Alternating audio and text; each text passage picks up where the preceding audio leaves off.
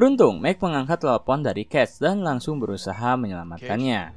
Dan apakah Cage akan selamat? Halo sobat, pintu teater 1 telah dibuka. Baik lagi nih sama Mimin yang bakal kembali membahas series tentang agen cerdik dan pintar. Pasti kalian udah nunggu-nunggu nih series tentang pembahasan seperti ini. Jadi, series ini berjudul MacGyver, yang dimana bercerita tentang sekelompok agen rahasia yang dipekerjakan oleh pemerintah untuk menangani kasus-kasus tertentu. Ajaibnya, di kelompok agen rahasia tersebut terdapat seorang agen yang sangat cerdik bernama MacGyver. Agen ini bisa memanfaatkan setiap benda kecil, bahkan benda yang paling remeh yang berada di sekitarnya, untuk ia manfaatkan dalam menjalani setiap misi-misinya. Tentu series ini mengingatkan kita tentang betapa cerdiknya Michael Scofield serta Cameron Black dalam memecahkan suatu masalah. Oke, tanpa menunggu banyak lama, mari kita mulai intronya.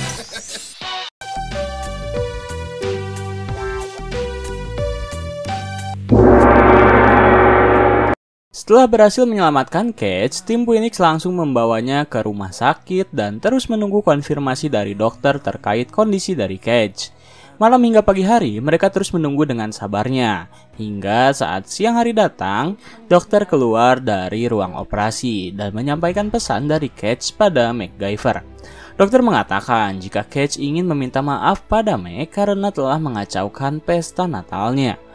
Mendengar pernyataan tersebut, tim Phoenix langsung bersyukur karena artinya Cage dinyatakan selamat setelah mendapat beberapa tembakan tepat di perut.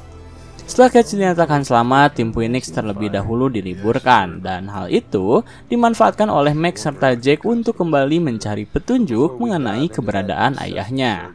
Setibanya mereka di kediaman MacGyver, Jake dengan santai memasuki rumah, tetapi tidak dengan Meg yang justru seperti panik.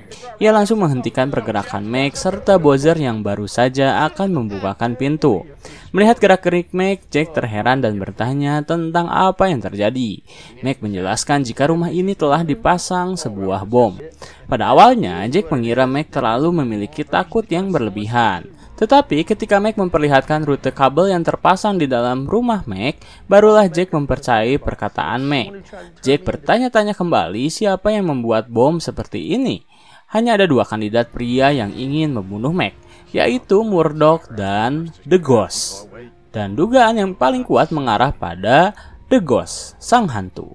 Ketika Meg menemukan sebuah kamera yang menjadi identitas dari The Ghost. Bowser yang saat itu masih berada di luar rumah langsung menelpon Matty yang beruntungnya merespon dengan cepat. Matty datang dengan pihak kepolisian dan meminta semua tim berusaha keras untuk menyelamatkan Meg serta Jake. Ketika melihat kehadiran Matty, Bowser langsung menghampirinya dan mengatakan jika Meg meminta tak ada HP, radio, atau perangkat wireless apapun, karena benda-benda tersebut bisa menjadi pemicu bom.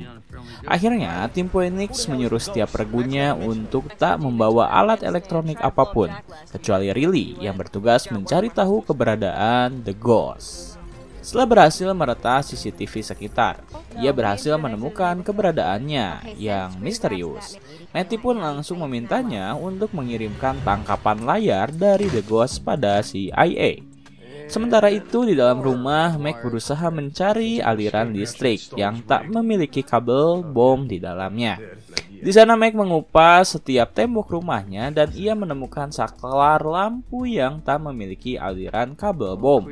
Ia pun dengan cepat menggunakan lampu tersebut sebagai pengirim kode Morse pada orang-orang yang berada di luar. Beruntung, Bowser langsung mengetahui hal itu. Ia meminta kertas dan pulpen pada seorang petugas polisi, lalu menulis kode Morse yang Meg berikan. Dan hasilnya, kode tersebut berisi tulisan, "Beritahu Riley Potopon." Semua orang yang berada di sana terheran, tetapi Riley langsung mencari arti dari kata tersebut. Hasilnya adalah Potopon merupakan cara berkomunikasi menggunakan cahaya. Mereka pun langsung mengerti maksud dari tujuan dari Meg. Di dalam, Meg membuat alat komunikasi yang terbuat dari cahaya. Dan di luar pun mereka melakukan hal yang sama untuk bisa berkomunikasi. Setelah melihat dan meniru tata cara di Google, akhirnya Matty berhasil berkomunikasi dengan Meg, yang juga telah berhasil membuat alat komunikasi menggunakan cahaya. Ketika mereka bisa saling berkomunikasi, Matty langsung bertanya apakah Meg bisa menjinakkan bom yang berada di rumahnya.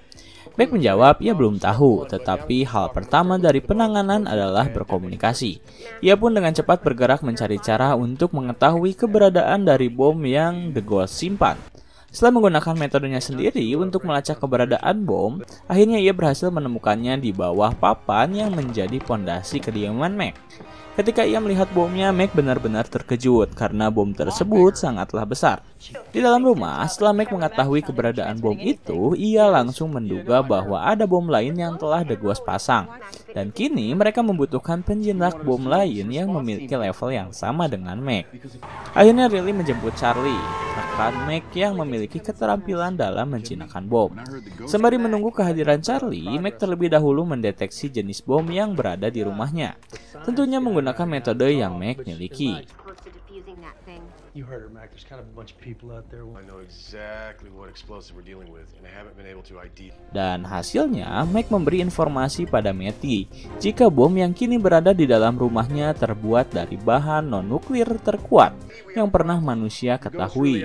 Itu tandanya jika bom yang berada di dalam rumahnya bisa menghancurkan separuh dari kota Los Angeles. Maka, jika dua bom yang dipasang oleh The Ghost meledak secara bersamaan, seluruh kota Los Angeles akan hancur lebur. Di perjalanan, ternyata Charlie tak menghampiri Meg untuk membantunya menjinakkan bom. Tetapi Charlie dibutuhkan untuk mencari keberadaan dari bom kedua yang The Ghost pasang. Beruntung, Riley yang saat itu menggunakan satelit miliknya langsung menemukan sebuah truk yang terlihat mencurigakan. Mereka pun dengan cepat menghampiri truk tersebut dan ternyata benar adanya. Truk itu berisi sebuah bom yang ukurannya lebih besar daripada ukuran yang berada di kediaman MacGyver. Charlie pun langsung mendeteksi bom tersebut. Di tempat yang berbeda, Meg melakukan hal yang sama. Ketika mereka mengira kedua bom itu tak terhubung satu sama lain, Meg mencoba untuk menjinakkannya terlebih dahulu.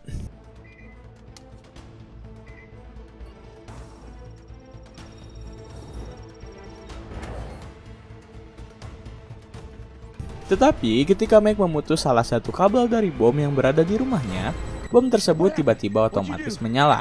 Ia pun dengan cepat memberitahu Charlie untuk tak melakukan caranya. Karena kini ia tahu kedua bom tersebut dilengkapi oleh kabel wireless yang bisa menghubungkan bom satu pada bom yang lain. Dan jika bom di kediaman Meg meledak, maka bom yang berada di pusat kota Los Angeles pun akan ikut meledak. Karena tak ingin hal itu terjadi, akhirnya Charlie memutuskan untuk tak mengambil resiko. Mereka pun langsung membawa truk tersebut ke kediaman Meg untuk saling mendekatkan bom tersebut agar bisa dijinakkan lebih mudah.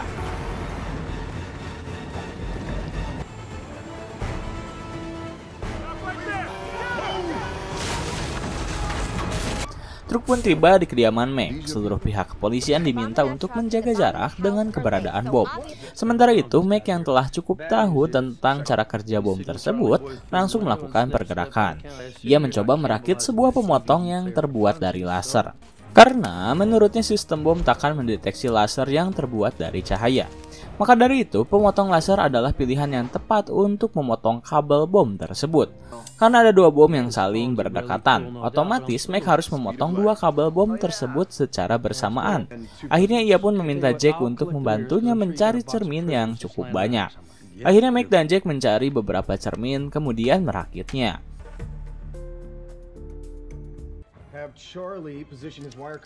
Ia pun berkoordinasi dengan tim penyelamat yang berada di luar untuk menuntunnya agar mengarahkan cermin tersebut tepat pada kabel bom yang berada di luar.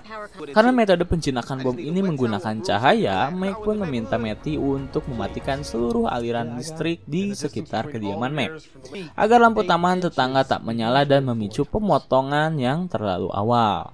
Akhirnya, Matty menyuruh Bowser untuk melakukan pekerjaan tersebut. Setelah Bowser mematikan seluruh aliran listrik, komunikasi berjalan menuju Meg.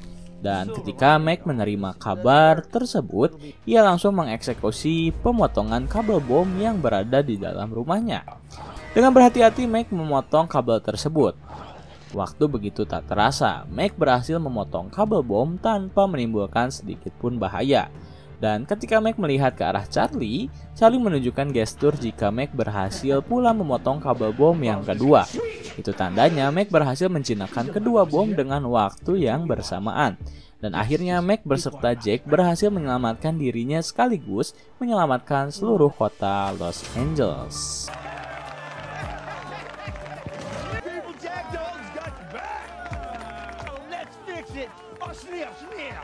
Bersama